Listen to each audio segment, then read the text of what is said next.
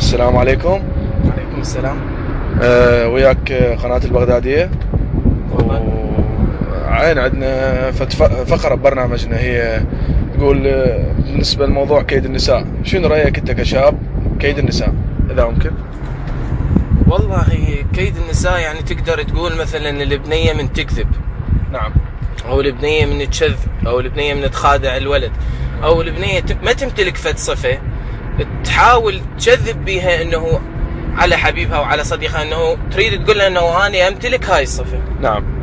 فيعني المفروض البنية كل ما تكون صريحة، كل ما تكون واضحة، كل ما هاي يعني الها احسن، والعلاقة تنبني بصورة حلوة. صحيح.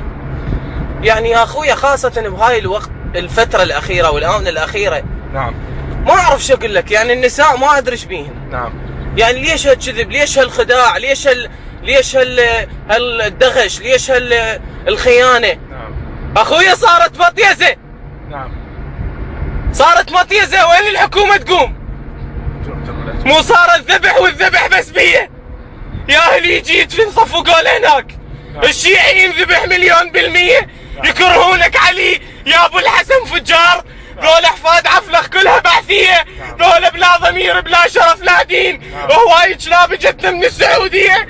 يردونك علي. شلون يا ابو حسين؟ وانت شلون يا المطبوع بريه؟ منعوفك علي. لا ابد، لا والله منعوفكم. والله هذا البلد تعب عمي، ما يصير هيجي. والله راح اموت من ورا البنات. كعاب يابا، والله كعاب عمي. لك عمي نيشن والله. العفو استاذ. لك يا استاذ. انا اقدر. شو تقدر خرب ربك؟ شو تقدر؟ العن خليش خواتكم. كافي سدت.